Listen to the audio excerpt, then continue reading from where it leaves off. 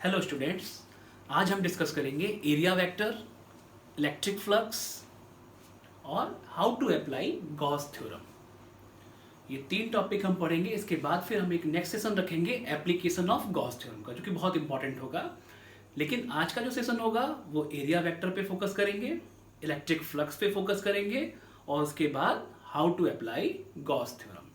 ठीक है, तो इलेक्ट्रिक फ्लक्स पढ़ने से पहले हमें सीखना पड़ेगा एरिया वेक्टर। तो आज ये स्टार्ट करते हैं हमारा आज का पहला topic, that is area vector. छोटी क्लास से हम जानते हैं कि एरिया एक स्केलर क्वांटिटी है, क्योंकि एरिया में कोई डायरेक्शन नहीं होती है। एरिया केवल मैग्नीट्यूड पोजेस करता है। मतलब मैग्नीट्यूड का मतलब क्या है भाई? कोई एरिया है, हम लोगों ने कह दिया 2 metre square, 2 centimetre square, 5 centimetre square, उसकी कोई स्पेसिफिक डायरेक्शन नहीं होती। कभी भी आपने ऐसा नहीं सुना होगा कि 2 centimetre square along east, 5 centimetre square along north, ऐसा नहीं होता। लेकिन आज यहाँ पर कई नई बात लिखी हुई है, एरिया वेक्टर।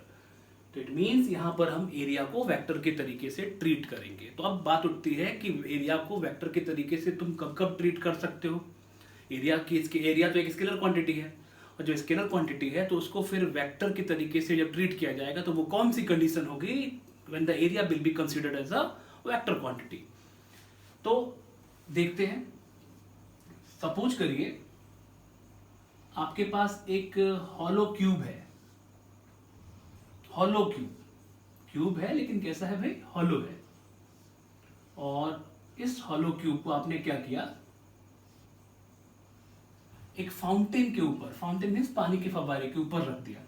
तो जब पानी के फव्वारे के ऊपर रखेंगे तो जो फ्लूइड का जो फ्लो होगा, पानी का जो फ्लो होगा, वो कुछ इस तरीके से होगा। पानी सभी डायरेक्शन में निकलेगा। तो अगर देखा जाए इस सोर्स को, तो सोर्स हमारा कहां पे है भाई? ये रहा सोर्स, दैट इज फाउंटेन। और जो फ्लूइड निकल रहा है वो इस तरीके से निकल रहा है। अगर हम फ्रेम को चेंज करें, फ्रेम चेंज करने का मतलब कि एक ऑब्जर्वर हम यहां बिठा दें, तो जो ऑब्जर्वर यहां बैठा होगा तो उसको ये लगेगा कि फ्लूइड का जो फ्लो है वो कहां से हो रहा है? इस तरफ से हो रहा है। हमारा ऑब्जर्वर कहां पे है? यहां पे है। ठीक इसी तरीके से एक ऑब्जर्वर हम यहां बैठा दें तो उसको ये लगेगा कि फ्लूइड इस फेस से इस तरफ से आ रहा है। मतलब उसके लिए सोर्स यहां पर होगा, इसके लिए सोर्स यहां पर होगा, जिससे फ्लूइड इधर जा रहा है और एक तरफ इधर आ रहा है। एक ऑब्जर्वर हम यहां बैठा दें तो उसे क्या लगेगा? फ्लूइड इस तरफ से आ रहा है। एक इधर बैठा दिया जाए, 3D अगर डायमेंशन 3D में अगर इमेजिन करें तो एक बोर्ड के बाहर इमेजिन कर लीजिए, तो उसे लगेगा कि फ्लूइड किधर आ रहा है? इस फेस से बाहर आ रहा है। बोर्ड के पीछे इमेजिन कर लीजिए तो उसे लगेगा कि फ्लूइड इस फेस से पीछे जा रहा है। इसका मतलब जितने फेस होंगे उतनी ही डायरेक्शन होगी, जबकि इसकी ओरिजिनल डायरेक्शन किधर है? ऊपर की तरफ। लेकिन यहाँ पर हॉलो क्यूब लेने से क्या हुआ? जितने फेस हो गए उतने फेस में से फ्लूइड बाहर निकल रहा है। ऐसा लग रहा है कि सभी फेस की अपनी अपनी इंडिविजुअल डायरेक्शन है। तो एक केस इस तरीके का हुआ। दूसरा केस लेते हैं, अगर हम एक स्फीयर कंसीडर कर लें। एक फर्स्ट केस हुआ, समझने के लिए दे रहे हैं। सेकंड केस अगर हम एक स्फीयर ले लें, ठीक है। अब स्फीयर से पूछा जाए कि इसकी डायरेक्शन क्या होगी, तो भाई एक बॉल होगी। बॉल के ऊपर आप कहीं भी देखो उसकी डायरेक्शन कुछ नहीं हो सकती। क्या बताओगे? एनीवेयर। लेकिन अगर आप इसमें स्कूपिंग कर दें, स्कूपिंग करने का मतलब आप समझते होंगे, जैसे आइसक्रीम खाते हो तो स्कूपिंग करके खाते हो ना, ठीक वैसे ही करके यहां पर अगर स्कूपिंग कर दी जाए, मतलब थोड़ा सा कट करके पोर्शन अलग कर दिया जाए, तो जब स्कूपिंग यहां कर दी जाएगी तो अब इस बॉल को यहां रखा जाए तो देखा जाएगा कि इस स्कूपिंग की डायरेक्शन किधर होगी? इस तरफ। अगर किसी ने स्कूपिंग यहां कर रखी होती तो फिर डायरेक्शन किधर होगी? इस तरफ। अगर किसी ने स्कूपिंग यहां कर रखी हो तो डायरेक्शन किधर होगी? इस तरफ। तो कुछ ऐसे केस होंगे जिसमें एरिया में कुछ डायरेक्शनल प्रॉपर्टी होंगी। तो वो केसेस क्या होंगे? तो अगर हम बोलें, टेक्निकली अगर बोलें तो when will the area will be considered as vector quantity? When it possesses some directional properties like that, when it possesses some directional properties like that, or when it is infinitesimally very small, जब वो बहुत छोटा होगा, बहुत छोटी area होगी, तो उसमें डायरेक्शनल प्रॉपर्टी अपने आप ही आ जाती है। तो दो केस है कि एरिया को हम वेक्टर के तरीके से कब ट्रीट करेंगे? when it possesses some directional properties or it is infinitesimally very small। याद रखिएगा अच्छी तरीके से कि it possesses some directional properties, जो कि इस एग्जांपल समझ में आ रहा है आपके। दूसरा, when the area is infinitesimally very small, then it will be considered as a vector quantity। ठीक। अब बात आ गई कि एरिया को हम लोगों ने वेक्टर बोल दिया। अब बात आई कि वेक्टर है तो इसकी कोई ना कोई डायरेक्शन होगी। Then how will you consider the direction of area, area vector. तो बोला गया कि अगर मान लीजिए कोई एक एरिया इस तरीके से है तो उस पे एक नॉर्मल ड्रॉ कर दिया जाए। नॉर्मल मींस 90 डिग्री ड्रॉ कर दिया जाए, तो that normal will give the direction of area vector. अब बात आई कि एक बच्चा, जैसे ये मान लो एरिया है, एक प्लेट है इस तरीके की, इस पे मैंने 90 यहां ड्रॉ कर दिया इस तरीके से, ठीक है। तो एक बच्चे ने क्या किया, इस तरीके से ड्रॉ कर दिया। तो कौन सा वाला नॉर्मल? तो यहां पर कन्वेंशनली याद रखिएगा, an outward normal, an outward normal मतलब ये वाला नहीं, an outward normal drawn over the surface, surface का मतलब 2D figure, drawn over the surface will give the direction of area vector, will give the direction of area vector. Then how will you decide the direction of area? By drawing an outward normal, by drawing an outward normal. कैसा normal? Outward normal, ठीक है। तो by drawing an outward normal we will determine the direction of area vector, ठीक है। तो एक बात clear हो गई कि एरिया को वेक्टर के तरीके से ट्रीट करेंगे। कब करेंगे? When it possesses some directional property. Second one, when it is infinitesimally very small, then it is considered as a vector quantity. Now who will give the direction of area? An outward normal drawn over the surface will give the direction of area vector. Done. तो एक चीज आ गई, area vector हमारा clear हो गया। अब इसके बाद सेकेंड वन, इलेक्ट्रिक फ्लक्स, जो कि इंपॉर्टेंट टॉपिक है। एग्जाम में क्वेश्चंस आते हैं, न्यूमेरिकल्स भी आते हैं, हम देखेंगे। और इसको बेसिकली हम लोग पढ़ रहे हैं गॉस थ्योरम के लिए, तो ये बेस बनाएगा किसका? गॉस थ्योरम का। तो इसको ध्यान से आपने समझना है, इलेक्ट्रिक फ्लक्स।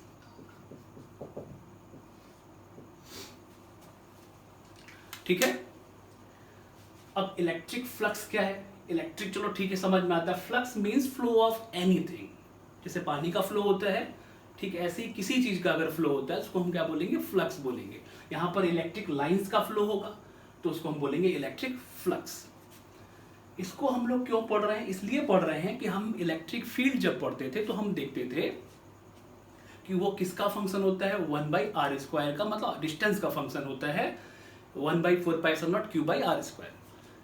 तो एक अप्रोच तो वहां वो लगाते हैं, लेकिन हम लोगों ने जब प्रॉपर्टीज पढ़ी थी इलेक्ट्रिक फील्ड लाइंस की, तो हम लोगों ने एक पॉइंट पढ़ा था कि widely spaced field lines, lines जब दूर दूर होंगी they will represent weak electric field, when the lines are closer they will represent strong electric field. तो अगर हम नंबर ऑफ लाइंस की डेंसिटी को पता कर लें, लाइंस की डेंसिटी अगर मुझे मिल जाती है कि कहाँ से लाइंस ज्यादा जा रही है, कहाँ से कंपैरेटिवली कम जा रही हैं, तो उसको पता करके भी हम इलेक्ट्रिक फील्ड की वैल्यू को सॉल्व कर सकते हैं। मतलब एक दूसरी अप्रोच होगी इलेक्ट्रिक फील्ड को निकालने की, जिसको हम इलेक्ट्रिक फ्लक्स बोलेंगे।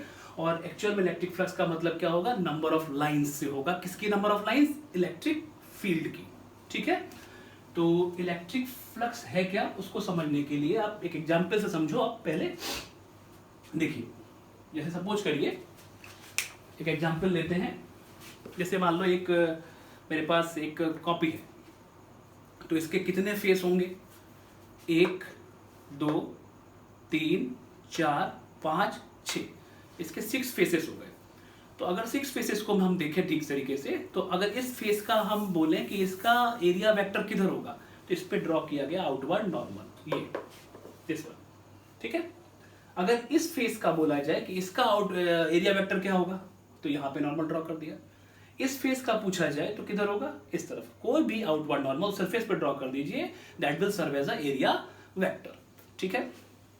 तो हम लोगों ने क्या किया, यहाँ पे एक लूप ले लिया। लूप से समझो, चाहे किसी भी एरिया समझ लो, बस होना चाहिए एरिया। तो आपने एक लूप ले लिया। लूप का मतलब एक रिंग टाइप का स्ट्रक्चर जो कि बोर्ड के प्लेन पे नॉर्मल है। मतलब आप अगर रिंग लेते हो तो रिंग ऐसे ना रख के आप कैसे रखोगे? इस तरीके से। मतलब जिसका फेस इस तरफ होगा, ठीक है। अब इसके सामने तुमने क्या किया, एक चार्ज प्लेट रख दी, तो इसमें से कई सारी लाइंस यहां से पास होंगी इस तरीके से, ठीक है, क्योंकि पॉजिटिव चार्ज के लिए इलेक्ट्रिक फील्ड कैसा होता है, रेडियली आउटवर्ड। अब जो ये रिंग रखी हुई है वो इस तरीके से रखी है बोर्ड पे, तो इसका जो नॉर्मल होगा किधर होगा, इस तरफ, मतलब एरिया वेक्टर किधर होगा, इस तरफ।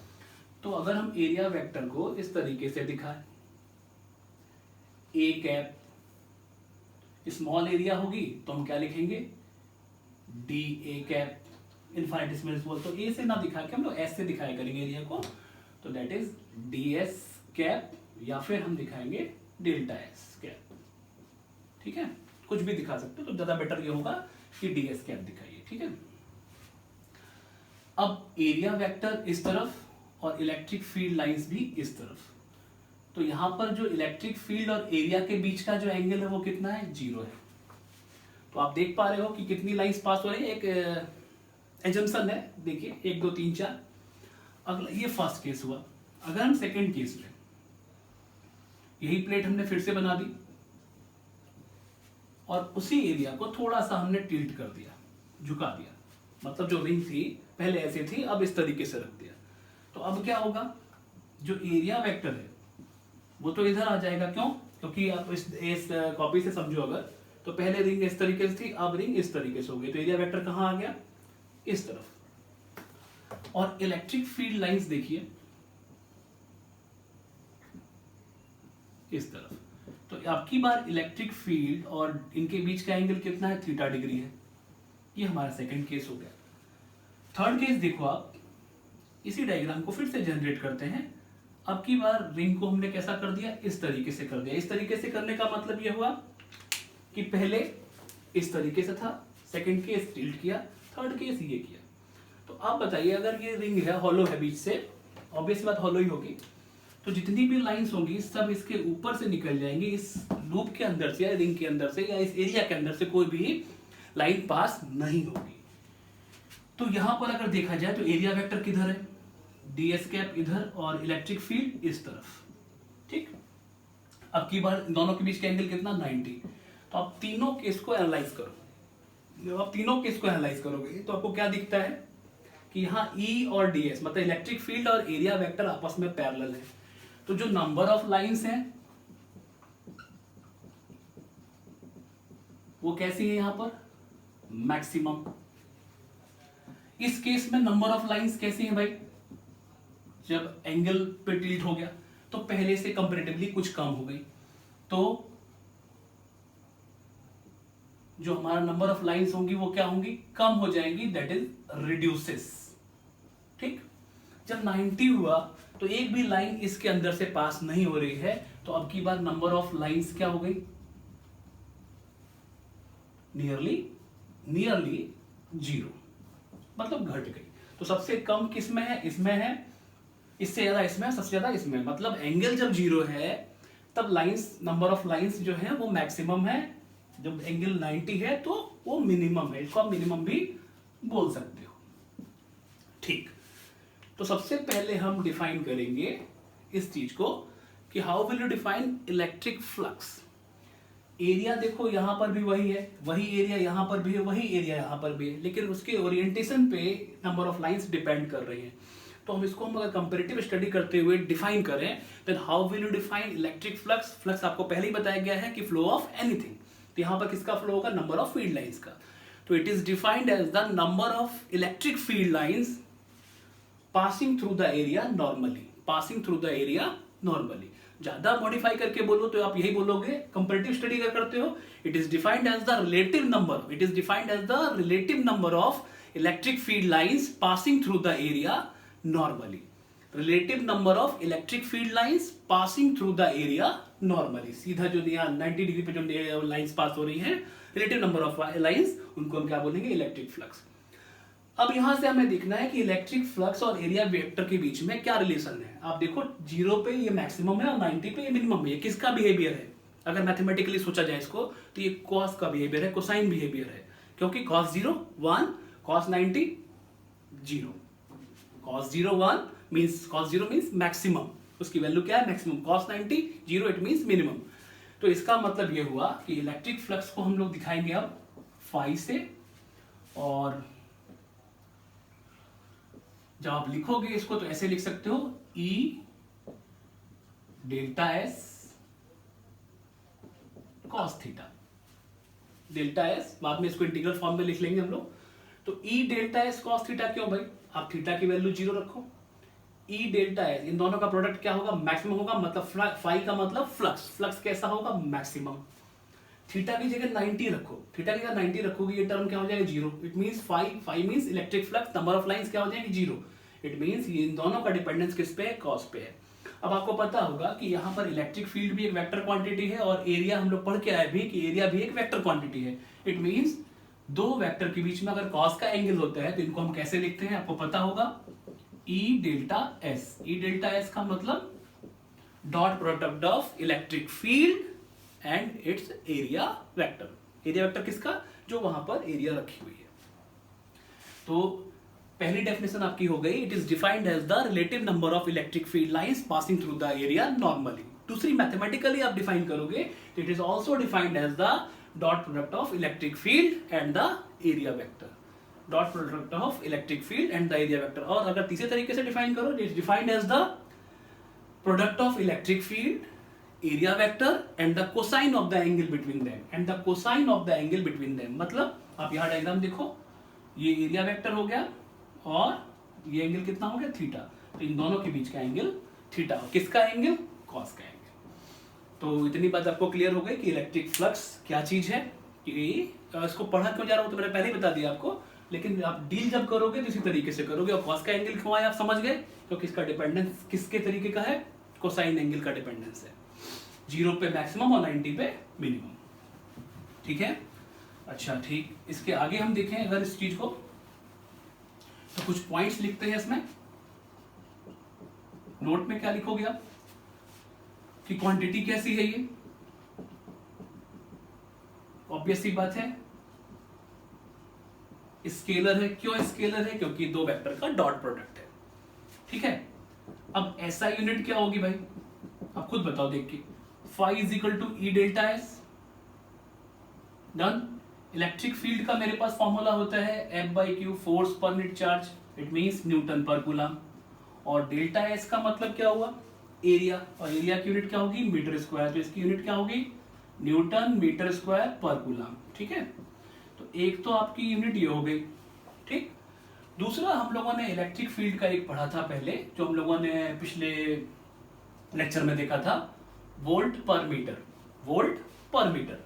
तो अगर हम और करके यहां पर लिखें तो phi is equal to E delta S हुआ, और ई की जगह आप क्या रखोगे, वोल्ट पर मीटर, और यहां क्या रखोगे, मीटर स्क्वायर। तो इसकी एक दूसरी यूनिट और मिल गई मुझे, वोल्ट मीटर। तो दोनों ही याद रखेंगे, एग्जाम में पूछा भी गया था कि ये आया था एग्जाम में, बोर्ड में क्वेश्चन आया था कि identify the physical quantity which has the unit volt meter, और इज इट अ स्केलर और वेक्टर। तो आप अगर यूनिट गिवन होगी तो वोल्ट मीटर देख के आप पहचान जाना कि वो क्या है, इलेक्ट्रिक फ्लक्स है, और ये क्वांटिटी कैसी है, स्केलर है। डन। डायमेंशन आप निकाल सकते हैं, खुद निकाल लीजिएगा। ठीक है, और जब स्केलर क्वांटिटी है तो हम यहां पर इसको जब भी ऐड करेंगे तो अल्जेब्रिकली ऐड करेंगे। मतलब अल्जेब्रिकली का मतलब ये हुआ कि अगर पॉजिटिव है तो पॉजिटिव लिखेंगे और नेगेटिव है तो नेगेटिव लिखेंगे। ठीक है, तो ये दो बातें हो गई इसकी। डन। इसी को अगर हम और फॉर्मेट में लिखें, कहीं कहीं इस तरीके से लिखते हैं, जैसे फाई लिखा है तो क्या लिखेंगे भाई, ई ds। इनफाइनिटेसिमली स्मॉल एरिया है तो आपको इसको अगर इंटीग्रल फॉर्म में लिखते हो तो E into ds that is equal to electric flux. तो इस तरीके से भी आप इसको लिख सकते हो। ठीक, किसी भी चीज का अगर इंटीग्रेशन, किसी भी चीज का अगर इंटीग्रेशन लेंथ के साथ हो, जैसे मान लो कोई एक फिजिकल क्वांटिटी है और उसका हम इंटीग्रेशन कर रहे हैं लेंथ के साथ, मान लो dl, l is the length, मतलब वन डायमेंशन, तो इसको हम पढ़ते हैं लाइन इंटीग्रल। ठीक है, अगर यही एक फिजिकल क्वांटिटी एरिया है और मतलब a है, और इसको हम एरिया के साथ अगर इंटीग्रेट करें तो इसको बोलेंगे सरफेस इंटीग्रल, सरफेस इंटीग्रल। और अगर कोई फिजिकल क्वांटिटी है, मान लो वो क्वांटिटी ए है, इसका हम वॉल्यूम के साथ इंटीग्रल करें, इंटीग्रेशन करें, तो वो आएगा वॉल्यूम इंटीग्रल। ठीक है, सीनियर क्लास में आप इनको पढ़ोगे। तो आप इस चीज को देखो, electric field into area, done. इसी को हमने इंटीग्रल फॉर्म में लिखा, electric field into DS, EDS. और इसका मतलब एक फिजिकल क्वांटिटी इलेक्ट्रिक फील्ड है, इसका इंटीग्रेशन एरिया के साथ हो रहा है। और आप देखो एरिया के साथ इंटीग्रेशन का मतलब क्या होता है, सरफेस इंटीग्रल। तो इसी चीज को, इलेक्ट्रिक फ्लक्स को एक और तरीके से आप बोल सकते हो, the surface integral of, the surface integral of electric field. किसका, electric field is numerically equal to electric flux. The surface integral of, surface integral क्यों, क्योंकि इलेक्ट्रिक फील्ड का इंटीग्रेशन एरिया के साथ हो रहा है। तो surface integral of electric field is numerically equal to the electric flux. ठीक है, क्लियर। अब इसी को एक हम एग्जाम्पल से समझते हैं, छोटा सा एग्जाम्पल लेते हैं, अपने आप समझिएगा इसको। सपोज करिए एग्जाम में क्वेश्चन आया कि in a region electric field is given as, किसी एक रीजन में, क्वेश्चन सुनिए ध्यान से, कि इन अ स्पेस और region electric field is given as 5 × 10⁴ I cap newton per coulomb. ठीक है, कि इलेक्ट्रिक फील्ड की वैल्यू ये दे रखी है और बोला गया है कि आपको एक स्क्वायर दिया गया है, स्क्वायर आप क्यूब बोल लीजिए, इसकी हर एक फेस स्क्वायर के तरीके से डील करेंगे आप। ठीक है, कुछ इस तरीके से आप बना सकते हो इसको। ठीक है, समझ में आ गया होगा आपको, एक्स वाई और जेड एक्सिस, डन। बोल रहे हैं कि इसकी एक साइड मान लो यहां से लेके यहां तक, ओ से लेके ए तक कितना दे रखा है, सपोज 10 सेंटीमीटर, मींस 10 × 10⁻²मीटर। What is the flux through the area. सुनिए ध्यान से क्वेश्चन, कि here electric field is given as 5 × 10⁴ I cap Newton per coulomb. You are given a cube of side 10 centimeter. You have to determine the value of, electric flux. You have to determine the value of electric flux through one of its face, which is parallel to YZ axis. Through one of its face, which is कैसा भाई, parallel to YZ X, YZ plane. ठीक है, किसके parallel है, YZ plane. अब आप सोचो YZ plane कहाँ होगा, कौन सा वाला फेस इसमें होगा YZ प्लेन, ये जो है दैट इज Y और ये Z।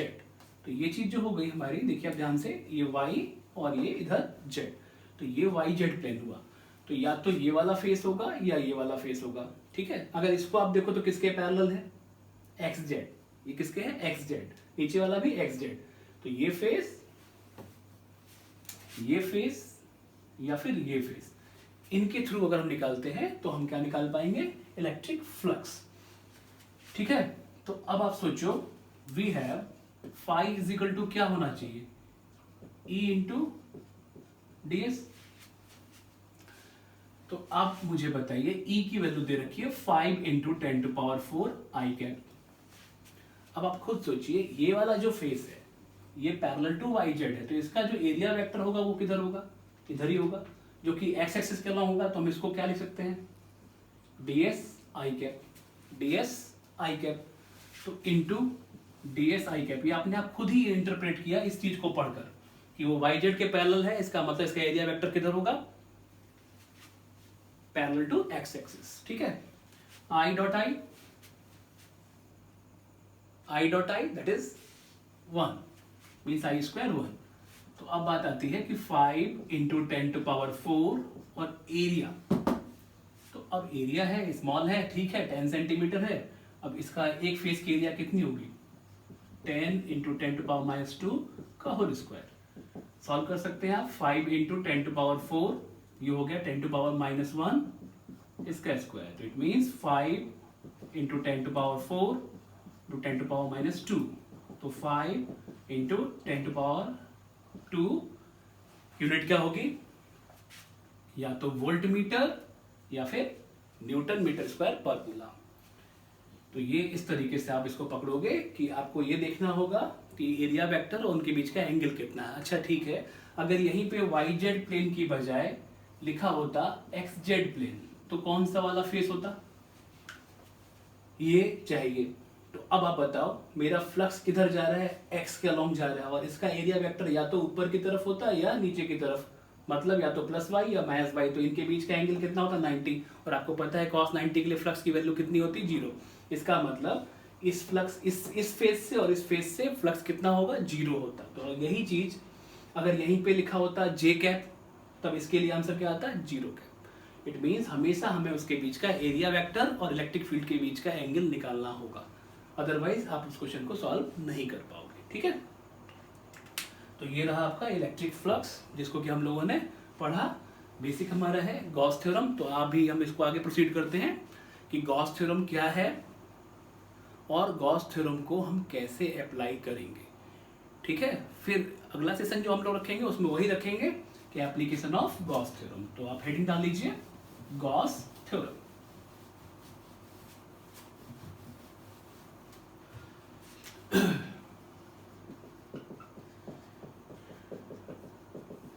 देखिए ध्यान से,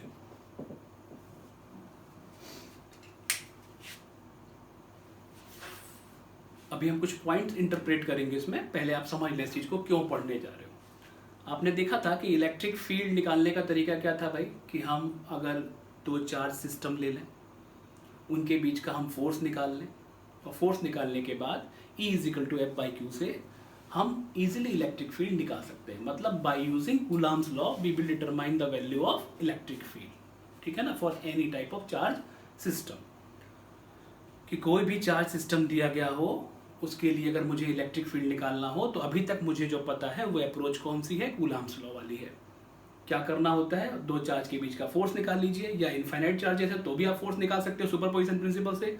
बाद में आप क्या करो, F/Q डिवाइड कर दो, F को Q से डिवाइड कर दो, that will give you directly electric field. अब बात आती है गॉस थ्योरम क्या है। तो गॉस थ्योरम का स्टेटमेंट बाद में, अप्रोच क्या है इसकी। तो एक लाइन में अगर बोलें इसको, तो it is the another method to determine the value of electric field by using the approach of electric flux rather than using coulomb's law. मतलब हम कूलम्स लॉ यूज नहीं करना चाहते हैं, तो हम इलेक्ट्रिक फील्ड निकाल सकते हैं। इलेक्ट्रिक फील्ड निकालने का एक दूसरा तरीका है जो कि गॉस थ्योरम है।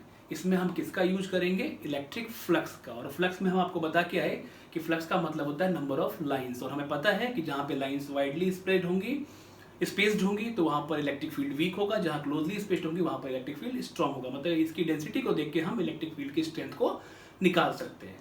तो ये भी इलेक्ट्रिक फील्ड को ही निकालेगा, लेकिन ये दूसरी अप्रोच होगी। ठीक है, आगे इसमें और भी पॉइंट्स आएंगे जिनको आपने सुनना होगा, समझना होगा। तो पहला तो ये है कि स्टेटमेंट क्या चीज है, फिर हाउ टू अप्लाई। ठीक है, स्टेटमेंट क्या है। तो स्टेटमेंट इसका बहुत सिंपल सा स्टेटमेंट है, और स्टेटमेंट एग्जाम में लिखने के लिए भी आता है कि कभी भी कोई एप्लीकेशन अगर आएगा तो उसमें लिखने के बाद state Gauss theorem and apply it to such and such.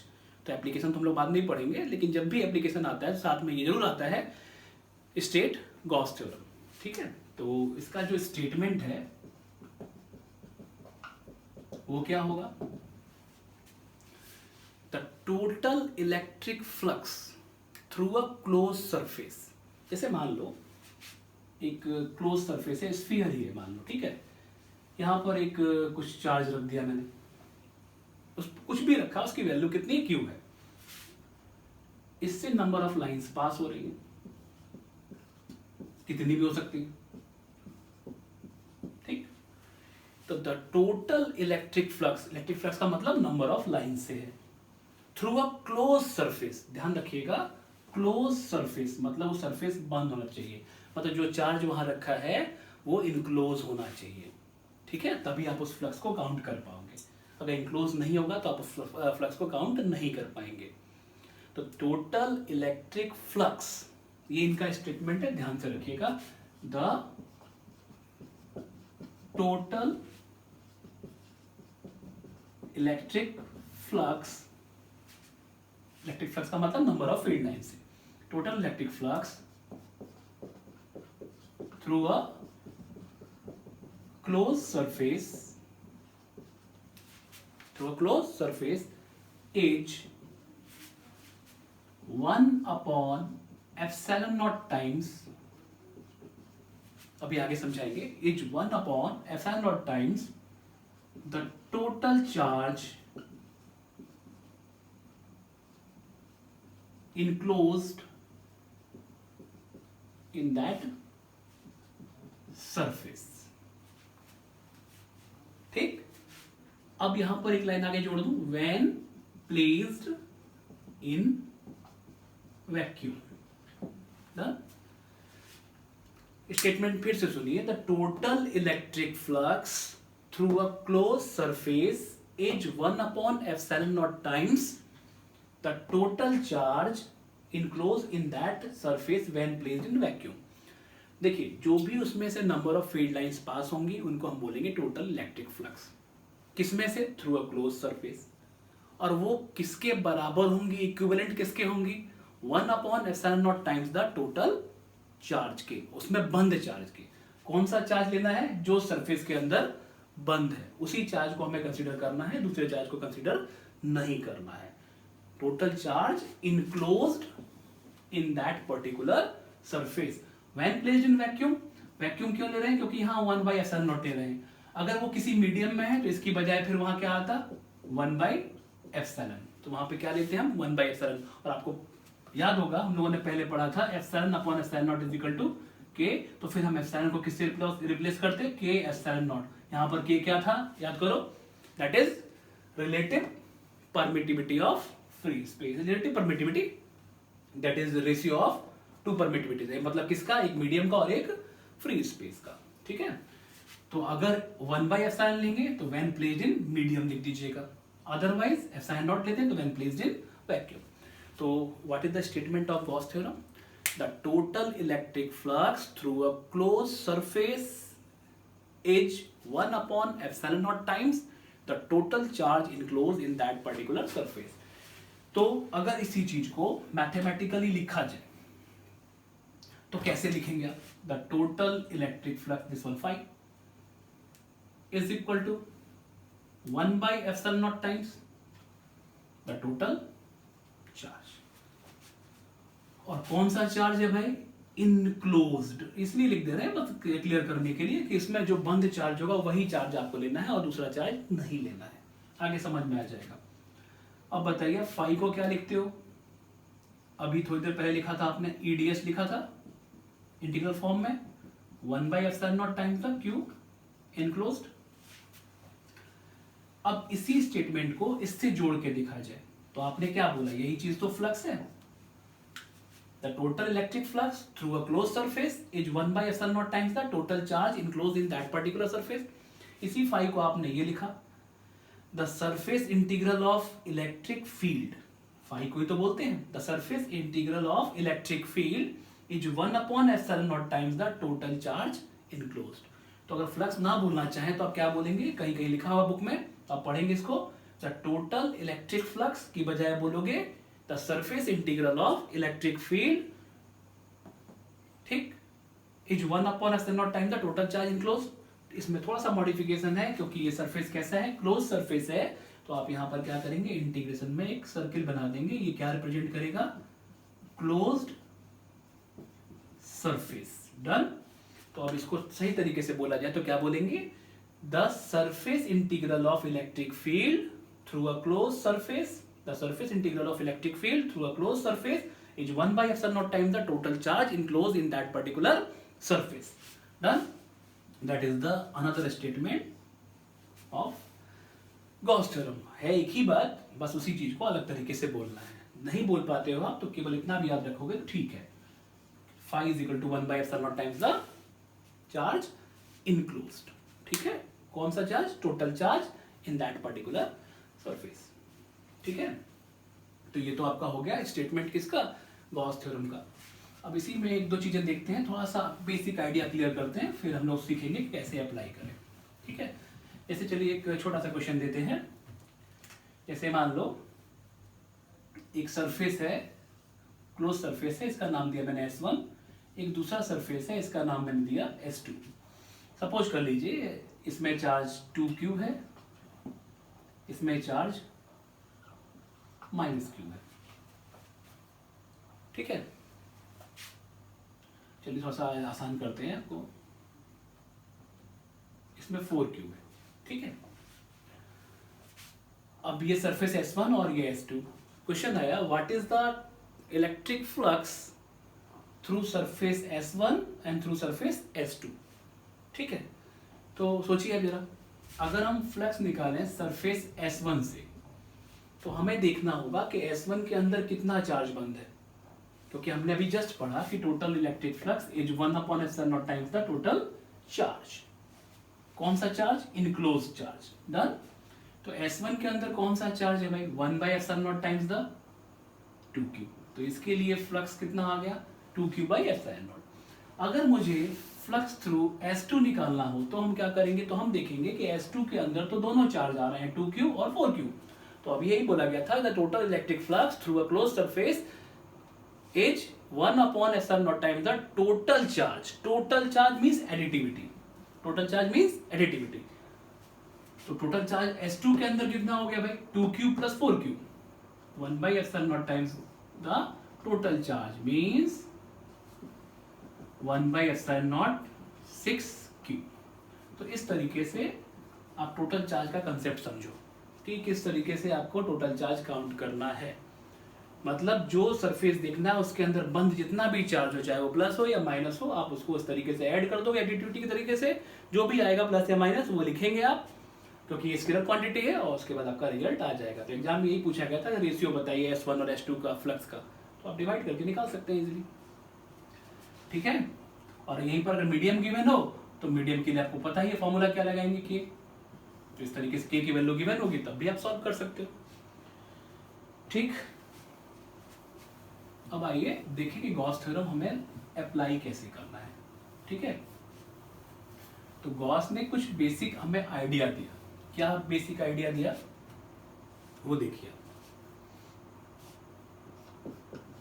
How to apply Gauss theorem. हम लोग एक एक करके आराम से समझेंगे। तो गॉस ने पहला ये दिया,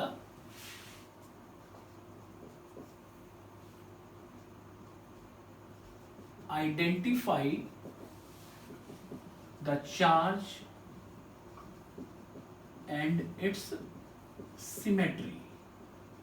अभी समझाते हैं इसका मतलब ये देखिए, दो बातें से पहले कि गॉस थ्योरम से शुरुआत में आपने पढ़ा कि गॉस थ्योरम से हम क्या कर सकते हैं, इलेक्ट्रिक फील्ड निकाल सकते हैं। मतलब ये इलेक्ट्रिक फील्ड निकालने का गॉस थ्योरम के कूलम्ब्स लॉ की बजाय एक दूसरा तरीका है। ठीक, क्या ये सभी सरफेस के लिए, सभी तरीके के चार्ज के लिए एप्लीकेबल है? आपका आंसर होगा yes. Gauss theorem is applicable for any type of charge distribution. ठीक, पहली लाइन तो ये है। इसी में फिर मॉडिफिकेशन आएगा कि भाई कैसा भी चार्ज हो हम उसके लिए गॉस थ्योरम अप्लाई कर सकते हैं। क्लियर, कूलम्ब्स लॉ से तो करते ही थे, इससे भी कर सकते हैं। दूसरी बात, but it is usually used for symmetric bodies. मतलब किसी भी तरीके का चार्ज का मतलब हुआ कि जहां पे चार्ज डिस्क्रीट है, तो डिस्क्रीट चार्जेस के लिए हम लोग इसको यूजुअली यूज नहीं करते, क्योंकि वहां पर इलेक्ट्रिक फील्ड की वैल्यू मॉडिफाई हो जाती है, चेंज हो जाती है। तो कभी भी पूछा जाए डिस्क्रीट चार्ज के लिए आप क्या अप्लाई करना चाहेंगे, डिस्क्रीट का मतलब अलग अलग चार्ज, जो क्वांटाइजेशन आप पढ़ते थे वो वाला चार्ज, जहां पे आप चार्ज को काउंट कर सकते हो। तो उसके लिए आप क्या प्रीफर करोगे, आप बोलोगे कूलम्ब्स लॉ। लेकिन अगर कंटिन्यूअस चार्ज है, अभी हम इसमें देखेंगे, कंटिन्यूअस चार्ज है मतलब जहां पे हम चार्ज को काउंट नहीं कर सकते हैं, वहां पर हमें चार्ज डेंसिटी की जरूरत पड़ेगी। उनके लिए हम क्या अप्लाई करेंगे, गॉस थ्योरम अप्लाई करेंगे। मतलब यूजुअली ज़्यादा अच्छा होगा गॉस थ्योरम अप्लाई करना। फिर गॉस थ्योरम ज़्यादा यूजफुल कहाँ पे है, जो सिमेट्रिक बॉडीज है। सिमेट्रिक बॉडीज का मतलब जैसे हम एक वायर ले लें, एक पतला वायर ले लें, तो इस वायर की सिमेट्री, इसका शेप किससे मिलता है? तो इसका शेप सिलेंडर से मिलता है। मतलब किसी भी ज्योमेट्रिक फिगर से उसका शेप अगर मिल रहा है तो दैट इज इट्स सिमेट्री। मतलब इरेगुलर शेप ना हो, रेगुलर शेप की बॉडी हो, तो उसको हम बोलेंगे सिमेट्रिक बॉडी यहाँ पे। ठीक, अप्लाई आप किसी के लिए कर सकते हो, लेकिन यूजुअली किसके लिए अप्लाई होगा? सिमेट्रिक बॉडीज के लिए। तो उनका कहना यह है कि आप पहले चार्ज को देखो, फिर सिमेट्री पहचानो। जैसे सपोज करो आपको एक पॉइंट चार्ज या स्फेरिकल चार्ज दिया गया है, तो स्फेरिकल चार्ज दिया गया है, मान लो एक स्फीयर दिया गया है और स्फीयर के ऊपर चार्ज है, या सेल दिया गया है, स्फेरिकल सेल दी गई, उसके ऊपर चार्ज है, तो उसकी सिमेट्री क्या होगी? किससे मिल रहा है? स्फीयर से, तो उसकी सिमेट्री स्फीयर हो गई। अगर एक वायर दिया गया है, उस पर चार्ज डिस्ट्रीब्यूट है, तो उस वायर की सिमेट्री किससे मिलेगी? सिलेंडर से मिलेगी, तो उसकी वायर की सिमेट्री क्या हो गई? सिलेंड्रिकल हो गई। ठीक, ऐसे ही करके फिर आप आगे देखो, अगर मान लो आपको एक प्लेन सीट दी गई है, इस तरीके की सीट, तो ये किससे मिल रहा है? क्यूब और क्यूबाइड से। तो क्यूब और क्यूबाइड का 3D जनरेटर जो होता है वो क्या होता है? पैरेललोपाइप्ड। तो इसका जो शेप और साइज किससे मिलेगा? क्यूब क्यूबाइड, दैट इज, उसको हम टेक्निकली क्या बोलते हैं? पैरेललोपाइप्ड ही बोलेंगे। तो इसकी सिमेट्री किससे मिल रही है? पैरेललोपाइप्ड से मिल रही है। तो तीसरी सिमेट्री क्या हो गई? पैरेललोपाइप्ड हो गई। ठीक है, 3 तो आप याद रखिए, आगे एक और बताएंगे कि सबसे पहला क्या है कि आप उस चार्ज को देखो और उस चार्ज की सिमेट्री को पहचानो। ठीक है, तो पहला तो हम यहाँ एक चीज करके देखते हैं। जैसे मान लो मेरे पास एक पॉइंट चार्ज है, ध्यान से देखिएगा इस चीज को, साथ साथ पढ़ते जाएंगे, करते भी जाएंगे। कि मेरे पास एक पॉइंट चार्ज है, एग्जाम्पल लेके समझ रहे हैं, अब मुझसे बोला जाए इस r डिस्टेंस पे इलेक्ट्रिक फील्ड निकालो। आप इजीली बोलोगे सर इसका फॉर्मूला मेरे पास है 1/4πε0 Q/r²। डायरेक्टली हम इलेक्ट्रिक फील्ड निकाल सकते हैं पॉइंट चार्ज का r डिस्टेंस पे। ठीक है, अब बोला गया कि इस तरीके से मत करिए, आप किससे निकालिए? गॉस थ्योरम का यूज करके। तो ठीक है, देखते हैं कि मुझे एक पॉइंट चार्ज दिया गया, इसी चार्ज को लिया मैंने, और बोला गया इस पॉइंट P पर क्या करो? P पे क्या करो? इलेक्ट्रिक फील्ड निकालो यूजिंग गॉस थ्योरम। तो आप क्या करेंगे? Identify the charge and it's symmetry. तो भैया मैंने चार्ज देखा, वो चार्ज कैसा है? पॉइंट चार्ज है। वो चार्ज कैसा है? Point charge. और पॉइंट की सिमेट्री क्या होती है? स्फेरिकल। तो हम यहां पर क्या बनाएंगे? स्फीयर बनाएंगे। ठीक है,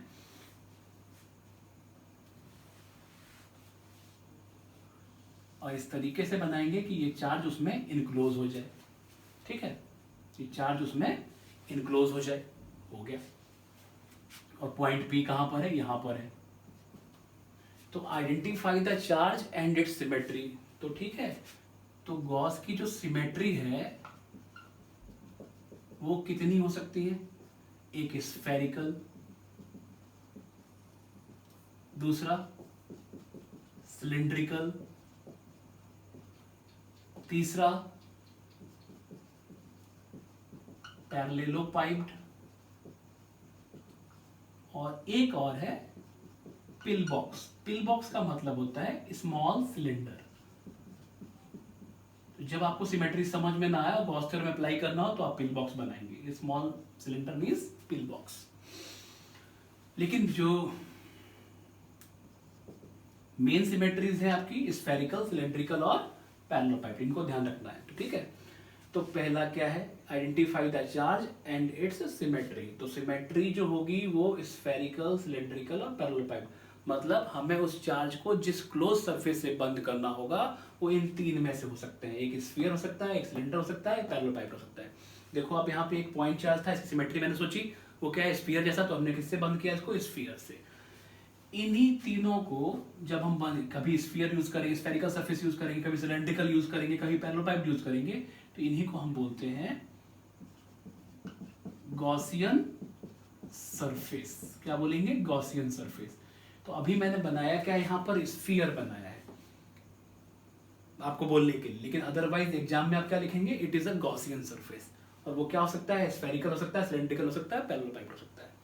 ठीक, इसके बाद देखो, इतनी बात क्लियर हो गई। हम इसको करते भी जा रहे हैं, समझते भी जा रहे हैं। देखिए आंसर मेरा पॉइंट चार्ज का कितना आता है? इतना आता है, Q/r²। इसको आप याद रखेंगे। और हम भी यही रिजल्ट लेके आएंगे, लेकिन किस अप्रोच से लेके आएंगे? गॉस के अप्रोच से लेके आएंगे। ठीक है, draw the Gaussian surface in such a manner that it encloses the charge and must pass through the point of calculation। मतलब कि उस चार्ज को इस तरीके से बंद करो कि वो चार्ज में बंद हो जाए। देखिए इसमें एक बात आएगी आगे कि आप पूरे चार्ज को कभी कभी बंद नहीं भी कर पाओगे, तो उस पॉइंट को हम आगे डील करेंगे, लेकिन हो सके तो उस चार्ज को आप पूरा पूरा बंद कर लें और इस तरीके से बंद करें कि वो जो गॉसियन सरफेस है वो पॉइंट ऑफ कैलकुलेशन से जरूर पास हो। चार्ज आप बंद कर पा रहे हैं, बहुत अच्छी बात, नहीं कर पा रहे हैं उसकी कंडीशन आपको आगे मिलेगी कि नहीं कर पा रहे हैं तो हम क्या करें उसमें। लेकिन हर एक केस में आपको ये ध्यान रखना है, चाहे चार्ज को इनक्लोज पूरा पूरा कर पा रहे हो तो ठीक, नहीं कर पा रहे हो तो भी ठीक, लेकिन गॉसियन सरफेस जरूर पास होना चाहिए पॉइंट ऑफ कैलकुलेशन से, must pass through point of calculation. ठीक, तो भैया ठीक है, हमने इसको पूरा इनक्लोज भी कर लिया और इस पॉइंट पी से पास भी करा दिया। इसके बाद तीसरा पॉइंट क्या होगा? ये होगा draw small area at point of calculation, draw a small area at point of calculation and find its direction, मतलब उसका एरिया वेक्टर। ठीक, चलो भाई पी पॉइंट को मुझे निकालना था, हमने यहाँ पर छोटी एरिया बना दी वही स्कूपिंग वाली, और इसका एरिया वेक्टर किधर होगा आपने पढ़ा है, डीएस कैप किधर होगा? बाहर की तरफ, या डीएस वेक्टर बाहर की तरफ होगा। क्लियर? इसके बाद क्या है? फाइंड इट्स डायरेक्शन विद किसके साथ? इलेक्ट्रिक फील्ड के साथ। क्यों निकाल रहे हैं? इसलिए निकाल रहे हैं क्योंकि हम किसका कंसेप्ट ले रहे हैं? फ्लक्स का कंसेप्ट ले रहे हैं। फ्लक्स में एरिया और इलेक्ट्रिक फील्ड की ही बात होती है। तो अब बताइए पॉजिटिव चार्ज है तो एरिया में इसका इलेक्ट्रिक फील्ड सभी तरफ होगा, रेडियली आउटवर्ड, पढ़ा है आपने। तो यहां पर कैसा होगा? बाहर की तरफ। तो अब बताओ यहाँ थीटा की वैल्यू कितनी हो गई? 0। क्लियर हो गया? तो इतनी चार बातें तो आपको याद रखनी है कि चार्ज देखना है, फिर इसकी सिमेट्री पहचाननी है। सिमेट्री इन्हीं तीन में से कोई एक होगी। उसके बाद उसको जो सिमेट्री से आप इनक्लोज करोगे, जिस सरफेस से आप इनक्लोज करोगे, वो सरफेस कौन सा होगा? गॉसियन सरफेस होगा। सरफेस इस तरीके से बनाओ कि हो सके तो वो चार्ज इनक्लोज हो जाए और वो सरफेस जरूर पास हो, कहां से? पॉइंट ऑफ कैलकुलेशन से। ठीक है, उसके बाद आप उस पॉइंट पे क्या करेंगे? छोटी एरिया बनाएंगे और उसके साथ इलेक्ट्रिक फील्ड की डायरेक्शन देखेंगे और उनके बीच का एंगल निकालोगे। अब आप बोलो, हम गॉस थ्योरम यहां पर लगाते हैं तो गॉस थ्योरम मेरा क्या कहता है? Phi is equal to Q by epsilon naught. ये है 1 by epsilon naught times the total charge enclosed. तो अब आप बताइए इसी फाई को हम क्या लिखेंगे? ई डॉट डी एस। आप बताओ, लिखा अभी जस्ट हमने 1 by epsilon naught times the Q. अब इसी को, ये तो आप समझ ही रहे हो क्लोज इंटीग्रल है, E D S cos 0, E D S cos 0, क्योंकि एंगल कितना है? 0, 1 by epsilon naught times the Q. अब बताइए इलेक्ट्रिक फील्ड यहां से लेके यहां तक की डिस्टेंस कितनी है? r। तो हर एक जगह कैसा होगा? कांस्टेंट होगा, तो इलेक्ट्रिक फील्ड बाहर निकल के आ गया। अंदर क्या बचा? cos 0 1, ds का क्या हो गया? s, और यहां बचा 1 by epsilon naught Q. s क्या है यहां पर? गॉसियन सरफेस की एरिया। s क्या है यहां पे? याद रखिएगा अच्छी तरीके से, गॉसियन सरफेस की एरिया, क्योंकि ये छोटी एरिया ds इलेबोरेट होकर क्या बनेगी? बड़ा वाला स्फीयर। तो ये S किसकी एरिया है? गॉसियन सरफेस की एरिया है। ठीक है, यहाँ पर जो S होता है वो किसकी एरिया होती है? जो हम सरफेस ड्रॉ करते हैं उसकी एरिया होती है। ठीक है, उसके बाद देखो, अब ये स्फीयर है तो स्फीयर की सरफेस एरिया कितनी होगी? 4 पाई आर स्क्वायर और 1 by epsilon naught times the Q. आप देखो यहाँ ध्यान से, E इज इक्वल टू, जब हम अरेंज करेंगे तो क्या आ जाएगा? 1 by 4 pi epsilon naught Q by R square. और ये वही रिजल्ट दे रहा है जो एक पॉइंट चार्ज का होता था आर डिस्टेंस पे, जो कि हम इलेक्ट्रिक फील्ड निकालते थे कूलॉम्स लॉ से। तो गॉस थ्योरम अप्लाई करने के लिए इतनी 2-3 बातें तो आपको याद रखनी, और भी पॉइंट हम इलेबोरेट करेंगे और कुछ पॉइंट्स भी आपको समझाएंगे। लेकिन बेसिक जो है वो यही है कि चार्ज देख के चार्ज की सिमेट्री पहचाननी है, फिर उसको गॉसियन सरफेस से बंद करना है। गॉसियन सरफेस कैसा होना चाहिए, उसकी सिमेट्री से मिलता जुलता। अगर यहीं पे वायर होता तो हम क्या बनाते हैं, सिलेंडर। और उसके बाद क्या देखना है कि उस चार्ज को इस तरीके से इनक्लोज करना है कि वो हो सके तो वो पूरा चार्ज इनक्लोज हो जाए, नहीं होता है तो उसकी कंडीशन है आगे। और सरफेस ऐसे बनाओ कि वो कहाँ से पास हो, पॉइंट ऑफ कैलकुलेशन से। फिर क्या करना है, पॉइंट ऑफ कैलकुलेशन पे एक छोटी एरिया ड्रॉ करनी है और उसका एरिया वेक्टर ड्रॉ करके इलेक्ट्रिक फील्ड के साथ एंगल देखना है। उसके बाद आप इजीली आप उसको सॉल्व कर लीजिए, निकल के आ जाएगा। ठीक है, तो एक तो बात ये हो गई कि कैसे आप इसको अप्लाई करेंगे। तो इसी एक छोटा सा एग्जांपल से आप समझ रहे हो, 4 पॉइंट हो गए। आगे इसको और बनाते हैं हम आगे, इतना आप नोट कर लीजिएगा पॉज करके। ठीक है, देखिए इसके बाद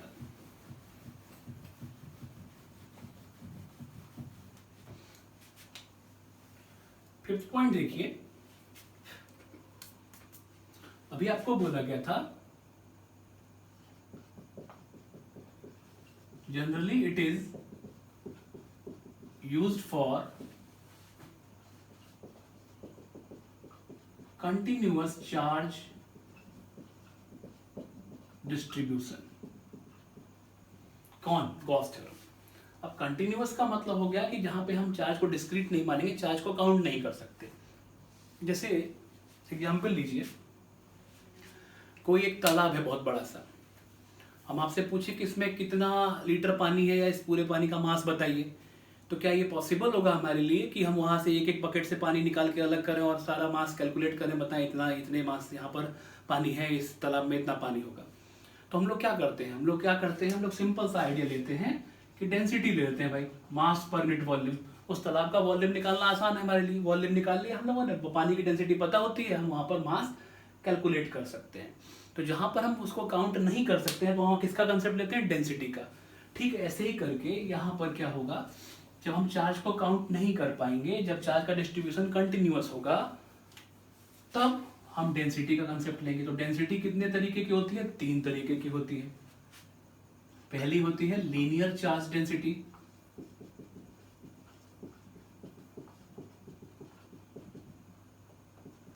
लीनियर चार्ज डेंसिटी का मतलब क्या हुआ, एक लंबा सा वायर है, इस पे बहुत सारे चार्ज हैं,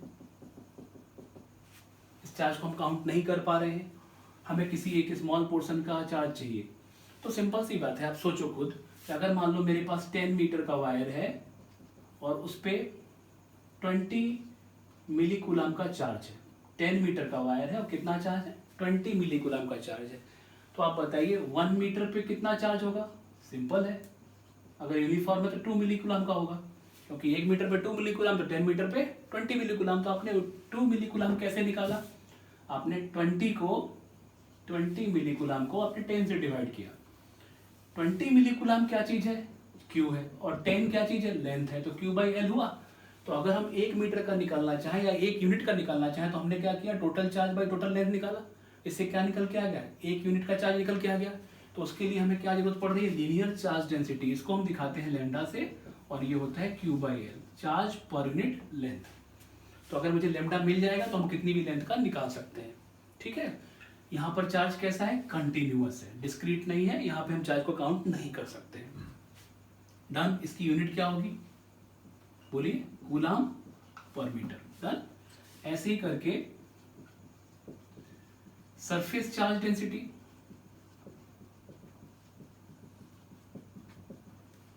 सरफेस चार्ज डेंसिटी का मतलब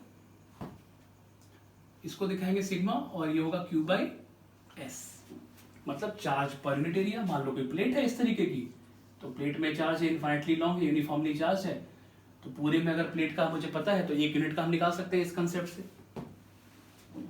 इसकी यूनिट क्या होगी, कूलम पर मीटर स्क्वायर। ठीक है, तो ये क्या होगा, सरफेस चार्ज डेंसिटी। इसी तरीके से हमारा होगा volume charge density, volume charge density, ये क्या चीज है भाई, सिंपल, रो से दिखाएंगे और क्यू बाई वॉल्यूम, तो इसकी यूनिट क्या होगी, कूलम पर मीटर क्यूब। सब में एक ही अप्रोच लगेगी। ये कब लगाते हैं हम, लैम्डा सिग्मा या रो का यूज कब करते हैं, जब चार्ज कंटिन्यूअस होता है। ठीक है, तो जब भी हम पूरे चार्ज को इनक्लोज नहीं कर पाएंगे, मान लो चार्ज मेरा इनफाइनेटली लॉन्ग है, -∞ से लेके +∞ तक, तो हम पूरे को इनक्लोज नहीं कर पाएंगे, और जब पूरे को इनक्लोज नहीं कर पाएंगे तो जितने पोर्शन को हम इनक्लोज करेंगे उसका चार्ज हम किस कंसेप्ट से निकालेंगे, या तो लेमडा के कंसेप्ट से, या सिग्मा के कंसेप्ट से, या रो के कंसेप्ट से। याद रखना अच्छी तरीके से, हमने पहले ही बोला हुआ है कि चार्ज की सिमेट्री पहचानो और उस सिमेट्री से चार्ज को इस तरीके से इनक्लोज करो कि हो सके तो वो चार्ज इनक्लोज हो, लेकिन वो उस पॉइंट ऑफ कैलकुलेशन से जरूर पास हो। कौन? Gaussian surface. तो अगर आप पूरे चार्ज को इनक्लोज नहीं कर पा रहे हो, जितने पोर्शन को आप इनक्लोज कर पाओगे उसके लिए आप उतना चार्ज कैसे निकालोगे, या तो लेमडा से, या सिग्मा से, या रो से। मतलब linear charge density, surface charge density, या फिर वॉल्यूम चार्ज डेंसिटी। ठीक है, तो ये क्यों पढ़ा गया? जब हम पूरे चार्ज को इनक्लोज नहीं कर पाएंगे और चार्ज का डिस्ट्रीब्यूशन कैसा होगा? कंटिन्यूअस होगा। 5 पॉइंट हो गए। ठीक है, अब उसके बाद दूसरी बात आती है इसमें आगे, क्या गॉसियन सरफेस जो फ्लक्स निकलता है वो शेप और साइज पे डिपेंड करता है? मतलब Gauss theorem is applicable for any shape और साइज। मतलब एक चार्ज है, हमने अभी इसको इनक्लोज किया, हम इतना छोटा स्फीयर बना दें और यही चार्ज एक बच्चे ने ज्यादा बड़ा बना दिया, तो क्या नंबर ऑफ लाइंस में चेंज आएगा? नंबर ऑफ लाइंस उतनी ही पास होंगी चाहे सरफेस बड़ा हो या फिर छोटा हो। इसका मतलब गॉस थ्योरम सरफेस के शेप और साइज पे डिपेंड नहीं करता है। इस चीज को आप ध्यान रखिएगा अच्छी तरीके से। तो ये पॉइंट आपको क्लियर होना चाहिए कि आप कैसे अप्लाई कर रहे हो और कैसे सरफेस बनाना है। कोई मेजर करके नहीं बनाना है, छोटा बनाइए बड़ा बनाइए, doesn't matter, answer will be same. Done. Next point देखते हैं, क्योंकि अगले सेशन में हम लोगों को इसको अप्लाई करना है, क्योंकि वो टॉपिक का नाम ही होगा application of Gauss theorem. Done. एक तो बात ये हो गई, इसको हमें करना है। दूसरा, जैसे मान लो हम लोग लिखते हैं phi is equal to E dot D S is equal to 1/ε0 times the Q enclosed. ये इंपॉर्टेंट है, ऑब्जेक्टिव टाइप में कहीं पूछ सकते हैं। तो अगर हम फ्लक्स निकाल रहे हैं, ठीक है, फ्लक्स निकालेंगे, जैसे ये सरफेस है, हमने कुछ चार्ज को अंदर बंद कर लिया, कुछ चार्ज बाहर छूट गए सपोज, तो इसका जो फ्लक्स होगा वो किस पे डिपेंड करेगा? मतलब वो चार्ज इनक्लोज पे डिपेंड करेगा। लेकिन जो इलेक्ट्रिक फील्ड है यहाँ पे, ध्यान रखना, इलेक्ट्रिक फील्ड जो यहाँ पर है वो सभी चार्ज के कंट्रीब्यूशन के कारण होगा। मतलब जो इनक्लोज है वो भी, जो बाहर है वो भी। Means the flux depends on the charge enclosed, but the electric field in this function depends on all the charges whether they are enclosed or outside the surface। इसको बाद में आप देखोगे कि एक्सप्लिसिट कंक्लूजन से हम सॉल्व भी कर सकते हैं, लेकिन अभी फिलहाल आपको याद रखना है कि इसका जो इलेक्ट्रिक फील्ड है, जो चार्ज बंद है उस पर भी डिपेंड करेगा, जो बाहर है उस पर भी डिपेंड करेगा, मतलब सबका कंट्रीब्यूशन होगा। लेकिन यहाँ जो चार्ज लिखा हुआ है जिससे हम फ्लक्स निकाल रहे हैं, वो चार्ज कौन सा चार्ज होगा? जो सरफेस के अंदर बंद है। मतलब ये इनक्लोज वाला Q1 Q2 होंगे और इलेक्ट्रिक फील्ड इन तीनों कारण निकल के आएगा। ठीक है,